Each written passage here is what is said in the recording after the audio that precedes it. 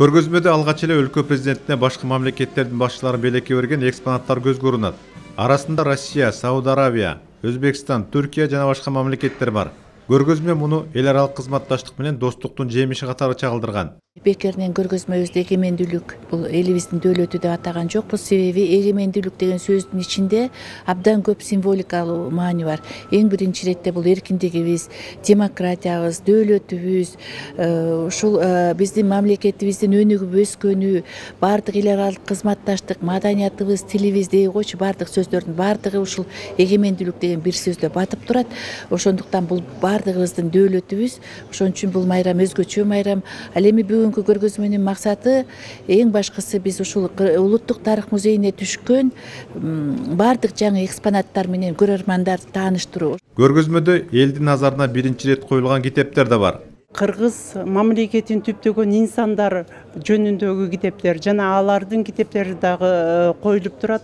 Мындан сырткары кыргыз тарыхына байланышкан китептер, кыргыз маданий баалуулуктары жөнүндөгү китептер, андан сырткары кийинки өнүккөн социализм учурундагы мыкты мамлекет башчылары жөнүндөгү китептерди койгонбуз. Муну менен бул кыргыз мамлекетинин түптөлүшү оңой олтоң келбегендигин билдирмекчибиз.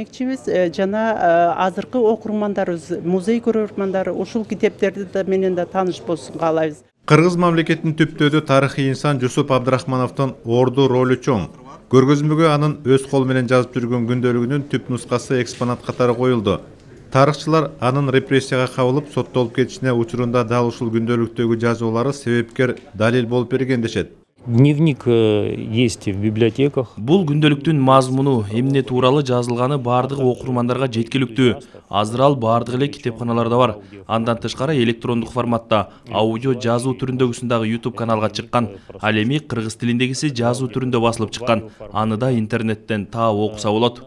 Тарыхтагы каратак катары 20 миңдей адамдын өмүрүн алган 30-жылдардагы саясий репрессия курмандыктары тууралуу тарых илимдеринин кандидаты Болот Абдрахмановдун 10 томдук китеби дагы коюлду. Репрессияга кабылган чоң аталардын дайыны тууралуу билбегендер ушул жерден китепти барактап маалымат алса болот. Тариел Чуңгулов, Эсен Турабы, Киев, Ала Тоо 24.